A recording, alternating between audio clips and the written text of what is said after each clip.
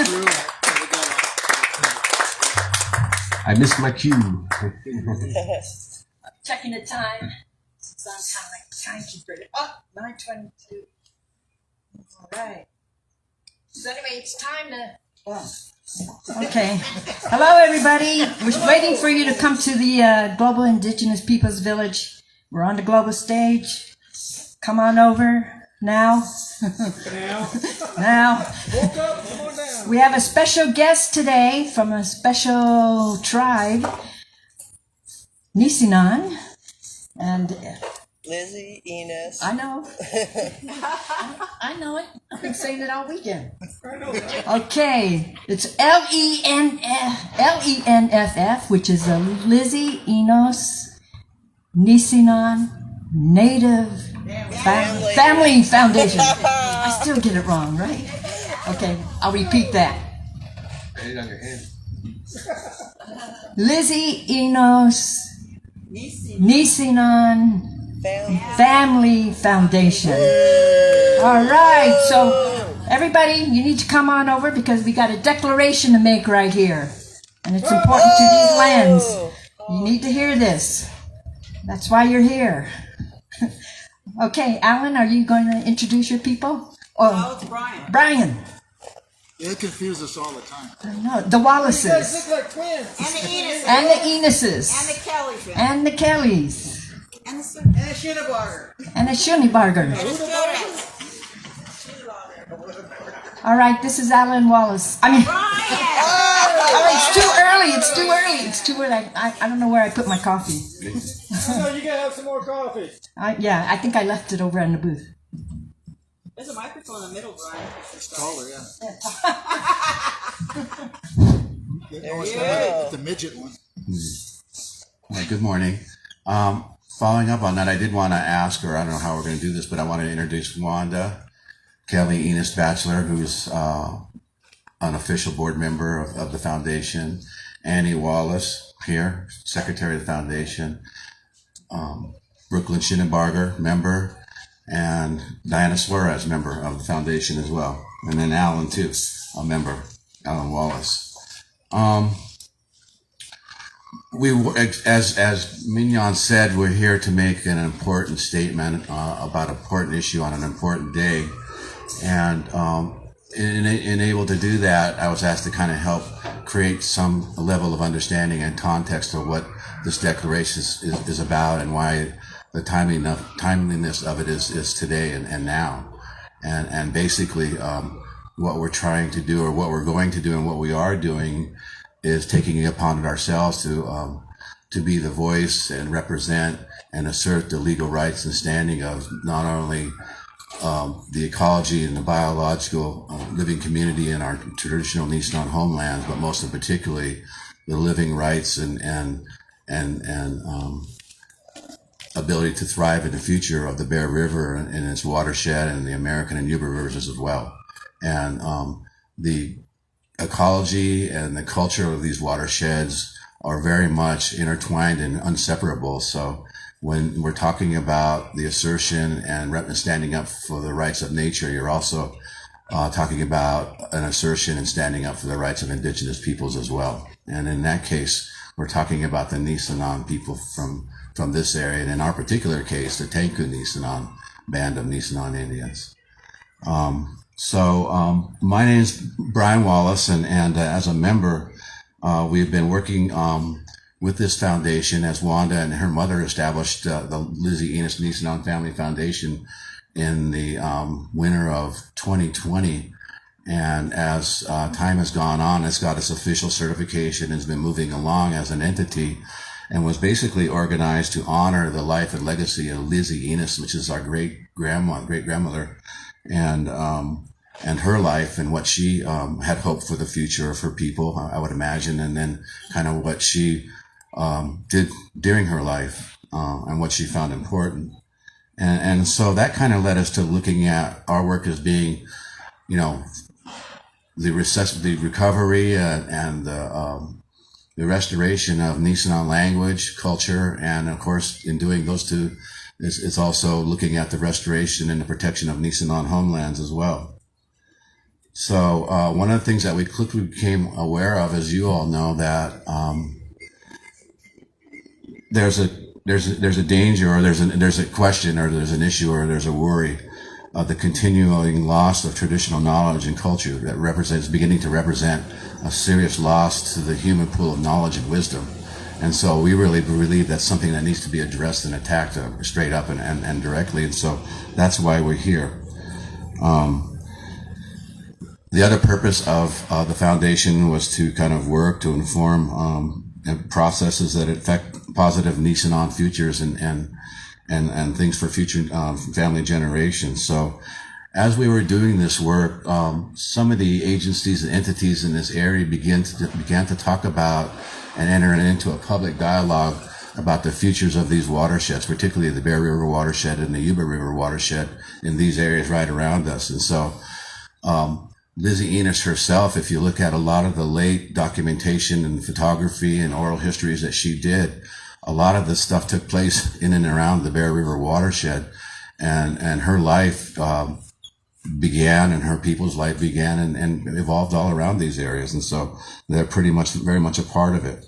So our effort was to begin to try and assert that there needed to be more of a holistic perspective in looking at how these rivers and watersheds are being taken care of. And that indigenous science and place-based knowledge systems that predate Western kind of science and technologies that are being used to kind of look at these systems now and protect them, not only present opportunities to advance biosystems and metrics, but they also provide opportunities for species recovery, habitat restoration, language conservation, and maintenance and recovery of traditional livelihoods. So this is really, really important area for our work. And the greatest fear that we had as we started this was that these efforts were only going to kind of end up looking at these watersheds as places to take things from and sell, which is kind of what's been happening up to this point. And so as we were going along, we were asked to kind of then, well, who are you guys, and where are you coming from, and what are you doing? So we had to begin to kind of describe, well, what is Nisenan homelands? And in kind of a factual way, it's approximately 5,340 square miles of area from about the Sacramento River water area to the crest of the Sierras. The northern boundary would be around the Yuba Fair River watersheds, and the southern boundaries would be the Consumnes River boundaries. And so in those times, there was, particularly in the settlement period, there was this myth that was being perpetuated that upon discovery of these lands that they were vacant. But if you look at the historic record and the evidence of this area, there were Nisenan towns and villages that predated the populations then that rivaled most eastern cities at the time. So there was thriving civilizations and cultures and languages and networks that were trading networks that were very successful and very valid and very, very old that were here. Kuminseyu, which is the Nisenan word for the Bear River, generally means the river of the roundhouses. And so because of the unique kind of topography and of the river canyons and the ravines and the variability of the different environments from top to bottom of the watershed, the canyons and the passes and all that, this geography played a key role in Nisenan resistance to settlement and colonization because of its strategic location to the Central Valley. So the Bear River has always been a stronghold for Nisenan, and despite the devastation from disease during the early 19th century, environmental devastation from gold mining and attacks from miners and militias and attempts to destroy Nisenan food stores and unratified treaties and other attempts at removal of Nisenan were never successfully removed from the Bear River, as we're still standing here today, as you can see. When you want to picture kind of what was going on, you would almost kind of imagine, well, it's documented that the Nisenan defenses encountered on the Bear River frontier was a symmetric force resistance of Nisenan and Kuminseyu, the river, fighting together to survive. Nisenan fighting for their homes, land, and river, and their families. Kuminseyu cloaking Nisenan field maneuvers and rear guard actions, providing shelter for Nisenan women who held their men up while being caught in front lines, trying to comfort their children and trying to save their mothers and grandmothers in the midst of battle. So that's the kind of people and the blood that flows in these women that are sitting here right now. They're the survivors, and we just happen to be the lucky descendants of those people that fought and died and bled for that river to flow and to be what it is today. Even to the point that early settler accounts revealed that the tactics of the Bear River Nisenan, and the fact that the Bear River continued to be a haven for the Nisenan, and that they were never successfully removed from the Bear River, even if the militias were unable to clear portions south of the Bear River. These accounts also illustrate successful Nisenan raids against the miners, which utilized the topography of the Bear River with its sharp mountain canyons to elude militias and other pursuers. There was a militia, actually at the time, there was a time when the state of California issued bonds to subsidize the campaigns against Indians, which pretty much were campaigns of hunting Indians. And so at that period, I think there was almost 350 separate militias that were receiving payment from the federal government and state of California that amounted to about 35,000 militiamen up and down California that were employed to liquidate the Indian population of California. But in this case, the California Blades, which was the militia in Colfax area, Illinois town at the time, although they were able to have some success in their campaigns against the Nisenan, they were never, themselves, the federal troops and state militias were never able to really clear the Bear River of the Nisenan Indians. So those efforts being made certainly inspire us now to continue to make sure that wasn't in vain and that this is important. And so what we're working on today, when we've been asked to kind of work on these efforts to restore the biological and cultural ecologies of these watersheds, our strategy is kind of like what we want to do is restore Nisenan hands back to Nisenan lands. And so the whole effort there is to try and marshal indigenous Nisenan ecological knowledge and experience and science, so to speak, and help that enrich some of the efforts that are going on outside of our community to help work in these areas. Because the Tenku Nisenan are genetically related to these rivers and watersheds and to their ecology. Even if you look at the modern schools of evolutionary biology, they cite that there's even an adaptive genetic advantage for looking at other things, other systems, other people, other creatures, not as others, but cousins. And so to be able to see that your fate is the fate of others, even when the resemblance is not that well defined, is something that's very important that we're trying to advance. And so when my brother reminds me of this all the time, that, we're so lucky to be descendants of people and of a culture that produced human beings with a quality of a mind and a sensory perception, and whose perceived rapport with nature from infancy has been unbroken. So it's such a degree of intelligence and genetic information and dialogue and heritage that is only marked by the breaths of time and the prayers that the Nisenan continue to keep alive today in their songs. So our work that we're trying to do is not just establish getting ourselves on the land and a current snapshot of suppressed or restricted uses, but to restore the ecology and relationships of the original patterns of use are possible and safe. So it's healthy for us to get back out on these lands, it's healthy for us to get back into these watersheds and do this work, and healthy for us to try and begin to remember culture and language and life and people and history. And we see it as it's critical for a foundation for building a new and healthy Nisenan-led restoration efforts for adaptive uses and strategies. And so to kind of move on this and ask the others to come up is kind of why we're here, and what we're trying to do is like what's going on here is that we kind of need a new song and new music of life. And that the nature of water, and to assert that the nature of water as a life-giving element is undeniably public rather than private and for profit, and that Kuminseyo and other rivers and watersheds are seen as unique and individual ecosystems interrelated to each other that sustains, contains, and reproduces all beings within them, and that they produce and possess rights to exist, persist, and regulate its life cycles, right to conserve its biodiversity, and right to be restored after being directly or indirectly affected by any human activity. So we're here to kind of help us save and interpret the importance of this heritage and this knowledge. So I would like to begin to ask Diane Suarez to come up, and she and Wanda have been very much involved in the current things that have been going on in terms of the future dialogue and planning of these watersheds and these rivers and the things that affect these cultures and ecologies. So at that time, I'd like to ask Diane to come.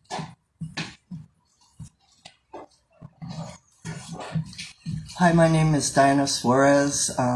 My husband, Camarino Suarez, introduced me to Bear River 30 years ago, and I didn't understand why it was so flat and full of rocks. You know, I had been to the Yuba with its steep, beautiful canyons and granite, and years later we moved down on Bear River, and I started going there about 3 times a week and just walking along the river, and I started to hear the river sing.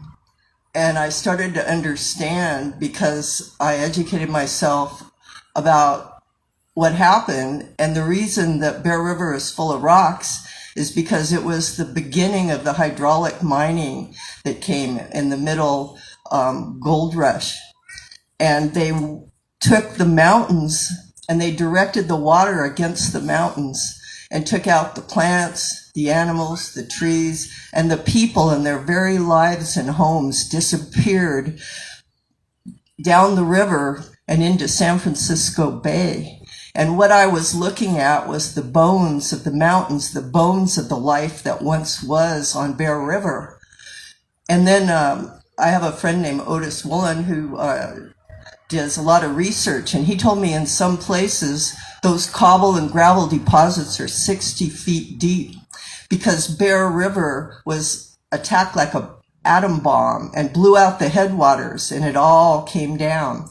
And that's what we're looking at Bear River. And Bear River just carries on.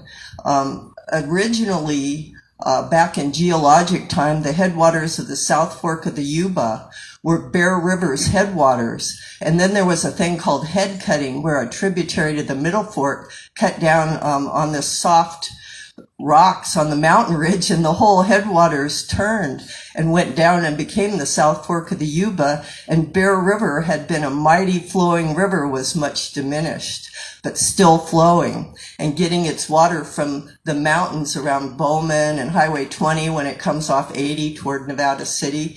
And you go through Bear Meadow, which is a big catchment basin that holds the water from the mountains and sends it down Bear River.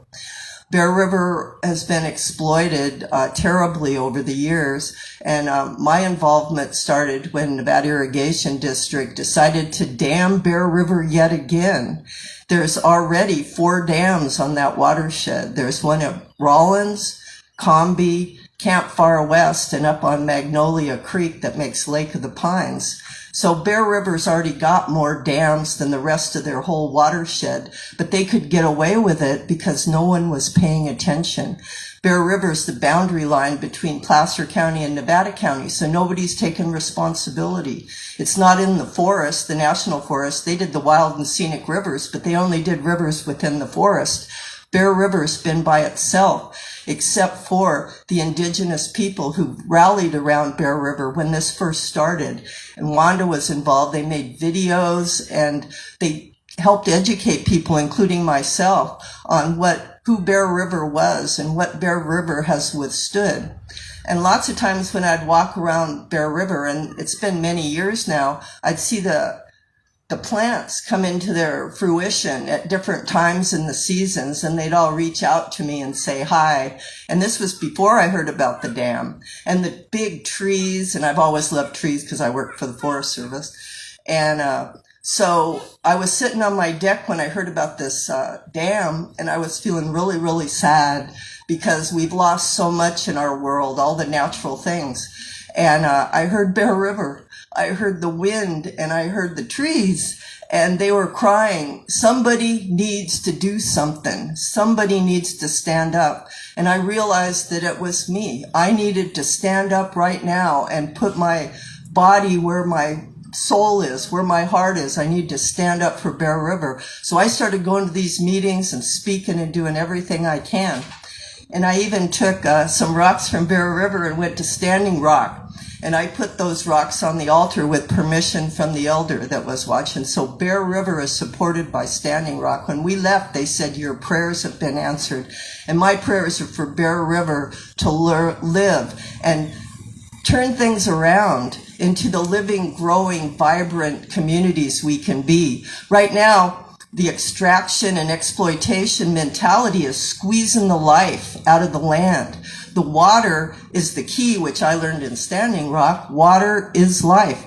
And I remember one time I was part of the planting operation, and they plowed the roads in, and I was at the base of a mountain and filling up my canteens. And I have never tasted more precious water than what was coming out of that mountain. It was sweet and it was alive, and it went through my whole body. And I looked at the mountain and realized that the mountain made that water, and it was coming down the waters. And that's the water we all need to live. That's the water that's going to bring our spirits back and help us create the world that we want to live in and that we want our children to live in.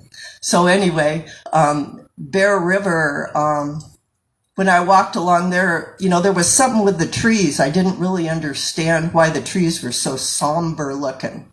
And later on, as I studied the history, I came to find out about the massacre that took place in Colfax, where the placer blades came up and wiped out the village of Cabuza.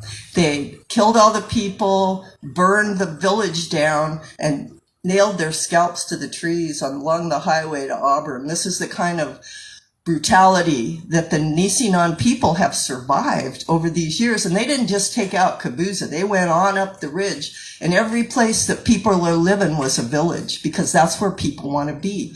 Alta, Dutch Flat, and even up to Emigrant Gap. They wiped them all out and took the land. But first, they took the water. And that's the thing that dawned on me when I was thinking about how the Nisenan people had been divested from their lands. First, they took the water, because the water is life. And so Bear River itself, well, when I seen these trees and I realized that this had happened, I realized that the Nisenan people had run into Bear River to hide from the massacre behind those very trees, because those trees are 300 to 500 years old. They were still old trees when this happened, and the people hid behind these trees. These trees have the stories that they tell, and the trees know what happened. And then I knew what happened because I studied the history. And as I walked along Bear River, I came to understand that Bear River keeps life going, and Bear River loves all the humans. It doesn't see our outside color. It sees the human spirit, and it sees the life within us and the light that we shine out into the world. And Bear River loves people. And since then, I've been watching Bear River interact with all the people. And I've started paying attention to the flows that NID puts down Bear River. And the flows are starting to get better. And on the cobble and the gravel, Bear River's starting to collect debris and sediment. And then the willows grow. There was this thing going on with the miners. They kept digging these holes in the sediment and dragging it over to the river and putting their gravel in their sluice boxes, because they're still looking for gold in the debris of the gold rush. And in these holes, it was storing water, and it was becoming microenvironments, and these willows were sticking their roots in. And then the miners would come and dig the willows out because, you know, and it was this back and forth thing, and it went on for a couple years. The willows won. You go back there and it's all willows now, and they got their roots together and they're standing strong. And that's what we need to do for Bear River, just like those willows. And now that's creating habitat. It's creating life from the bones of the mountains of the life that once was. Bear River's coming back. And now the indigenous people who I've seen stand up for Bear River time and time again are standing up for Bear River this time too. And they're declaring the rights of Bear River. And currently there's a water rights struggle going on behind Centennial Dam. And I was trying to work with NID and talk to them, but they have been not very nice. And when I finally realized that if they don't have the water rights, they can't build the dam. And Bear River's taken those water rights back and using it to make the life in the river and the life for all of us, because water creates its own abundance. And if we feed into the abundance of life, the abundance will come back toward us. These guys, they're trying to squeeze out every last bit of water, and it's flowing right out of their hands, because that's not how water operates. Water always wins. And so Bear River now, with the help of the Nisenan people, is standing up for its own rights, its own right to exist. And we as the allies can stand up too, because Bear River loves all of us. It sees the light within our own hearts, and it's cooling and wonderful. And so anyway, heading into this water right, fortunately, the State Water Resources Control Board has put out a resolution against racism. They're finally understanding what happened. And I confronted this resolution, and I wrote a comment that I'm hoping will help them not grant the water right at all and save it for Bear River, because it's the state of California, in spite of their bad past acts, who are responsible for protecting the public trust. And the public trust for us is a healthy watershed and a functioning river. This river's only got like 10 miles left that where the surface water is connected to the groundwater. And that's why these wetlands are emerging. And that's why we have beavers and river otters and minks and deer and bear, and all these animals come across Bear River, because it's a source of water and the source of life.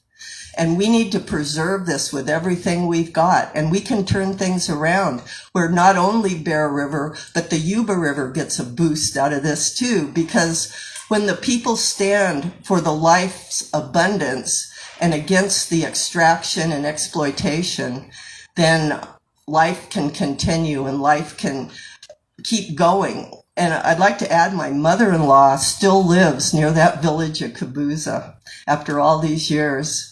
And I kind of want to say a little bit about land karma. There's land karma, because it's weird, but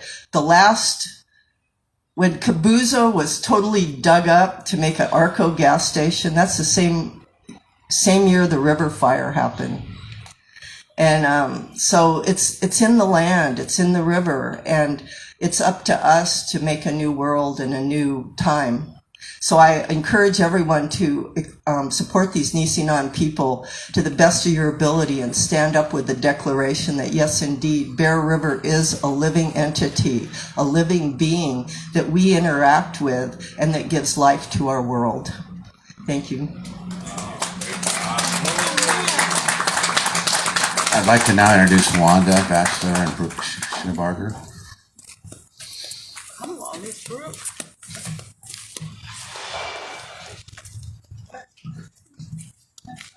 Thank you very much, Diana.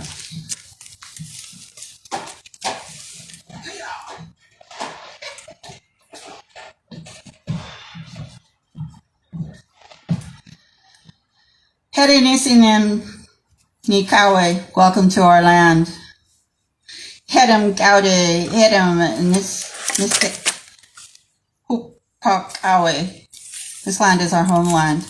I'm Wanda Rose, Enos Bachelor. I'm a direct descendant of Chief Laluk Lewis Kelly from Wokodotna. My mother is Rose Kelly from Wokodotna. And so this is part of my Aboriginal homelands as well as other Nisenan people. So with that, I'd like to read the declaration.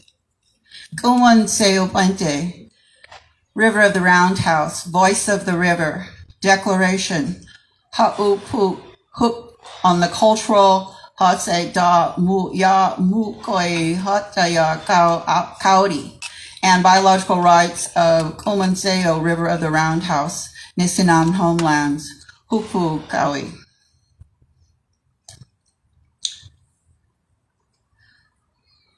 Maka ama pelo yo me nim pombok wok tapi wok pop in Grass Valley, California. Daspa Nisenan Hopo Kawi. Preamble, Article 1, Wok.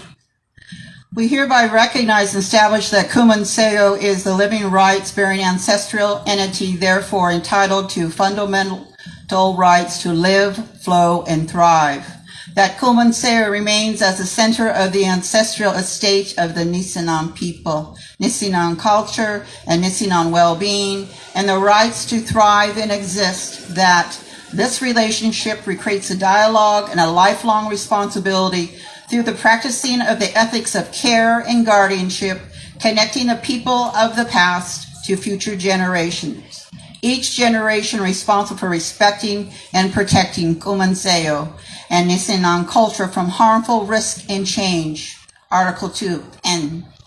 That the biocultural ecology within Nisenan territory possesses the inherent right to exist, flourish, regenerate, and evolve as the right to restoration, recovery, and preservation, among others, including the living cultural landscape, place, spirits, and ancestors, which are themselves important elements, and in no way inferior to the landscape, but rather fundamental to it.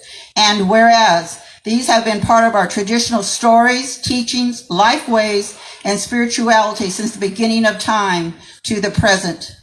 Kuman Seo is alive like all living creatures and is an ancestral relative of our people, the Tenku Nisenan of Bear River, Kappa Seo. Article 3, Supoi. The Kuman Seo is essential to all life and generates a positive living spirit that creates and sustains a wondrous diversity of species and ecosystems, feeding wetlands and other aquatic habitats with water, delivering life-giving nutrients to coastal estuaries and the ocean, carrying sediments to the river delta, teeming with life, and performing other essential ecological functions. And we understand that Kuman Seo plays a vital role in the functioning of the bioregion's hydrology cycle, and that the viability of rivers to play this role depends on the numerous factors, including the maintenance of surrounding river catchments, floodplains, and wetlands. Article 4. We hereby recognize the absolute dependence of all people on the rivers and water-based systems, which support human life, providing clean and bountiful water for drinking and sanitation, fertile soil, food sources for people, recreation, biocultural uses, and nourishment of the human spirit, as they have done since the beginning of human memory. We remain alarmed that significant pollution of rivers with organic matter from wastewater and sewage, plastic waste, pathogens and nutrients from agriculture, and contaminants from extractive industries, in addition to many other forms and sources of pollution with resulting declines in aquatic health and biodiversity, as well as extensive negative human health pathways, exposures, and cultural impacts. And are concerned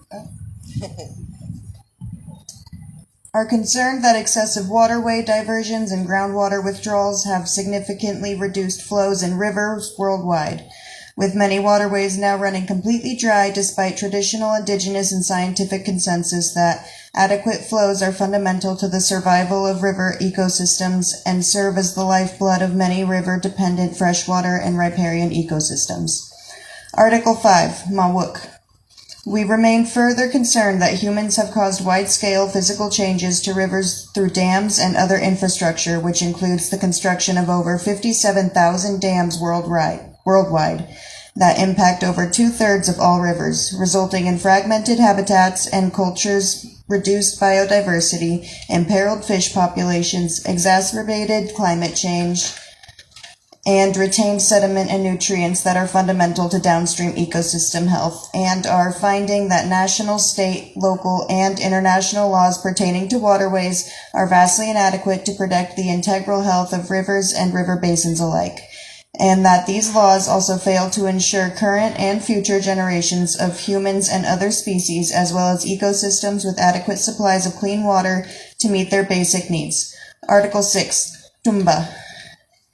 We are aware that all people, including indigenous communities and other local communities of all spiritual faiths, have long held through their traditions, religions, customs, and laws that nature is a rights-bearing entity, and that rivers in particular are living, sacred, rights-bearing entities possessing their own fundamental rights. Be it further resolved that we are acutely cognizant that the degradation of exploitation of rivers, prioritizing profit and privatization over sustainability and unsustainable water use patterns is not only an environmental issue, but also an equity and rights concern for indigenous peoples and other local communities, as the destruction of rivers threatens the existence and way of life of those who rely upon the river systems for their well-being.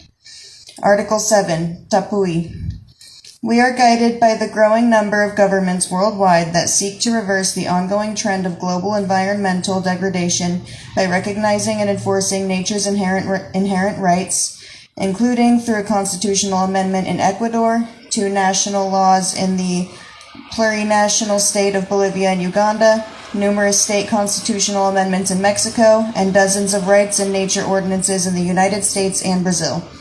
Being further evidenced by the growing legal recognition of the inherent rights of rivers, including through a New Zealand treaty recognizing the Wanganui River or Te Awa Tupawa as an indivisible and living whole and a legal person, with appointed guardians to represent the river's interests. A Columbia Constitutional Court decision ruling that the Atrato River Basin possesses rights to protection, conservation, maintenance, and restoration, and other court rulings throughout Colombia establishing the rights of rivers and river basins. Several resolutions passed by First Nations, including a Nez Perce General Council resolution recognizing the rights of the Snake River to exist, flourish, evolve, flow, regenerate, and to restoration, and a Yurok tribe resolution recognizing the rights of the Klamath River to exist, flourish, and naturally evolve free from pollutants and contamination, a Bangladesh High Court ruling that all rivers have legal rights, and an Ecuadorian provincial court ruling enforcing the constitutional rights of the Vilcabamba River and calling for its remediation and rehabilitation. Article 8, Pensui. Be it finally resolved and affirmed that recognizing that Nisenan rights are connected to the rights of nature, and in particular recognizing those rivers contained in this declaration, will foster the creation of a new legal, social, and cultural paradigm based on living in respect for future generations and in harmony with nature and respecting both the rights of nature and human rights, particularly with reference to the urgent needs of Nisenan and other indigenous communities and the ecosystems they have long protected. Witnessed and attested to below by the Lizzie Enos Nisenan Humbak Bat at Ambe Inc. July 17th, 2022.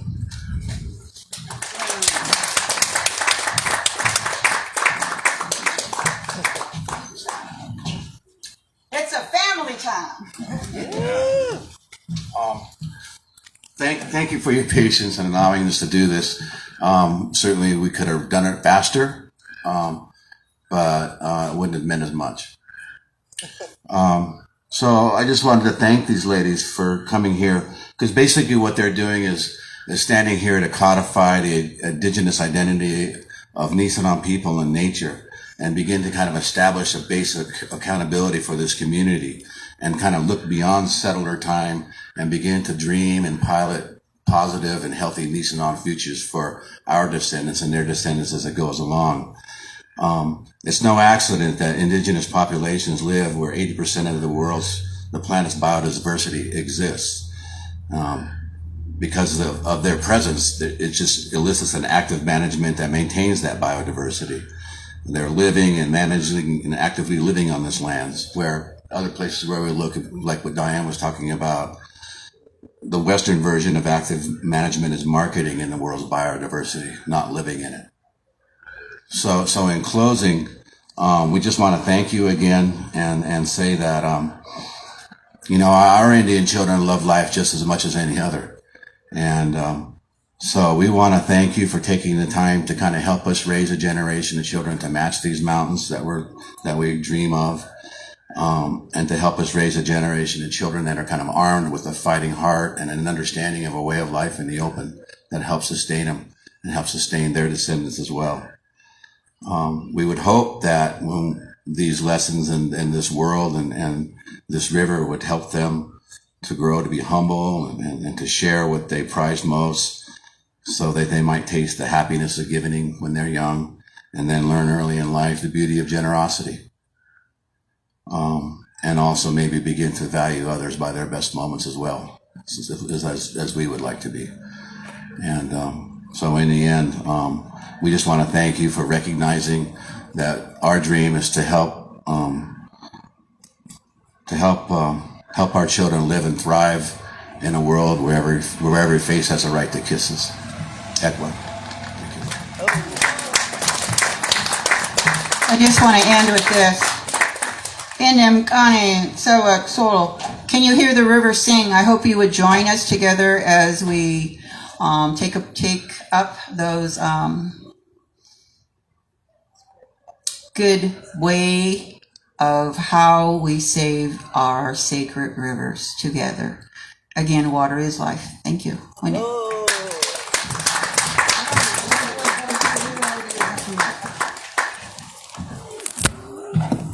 Thank you. That's the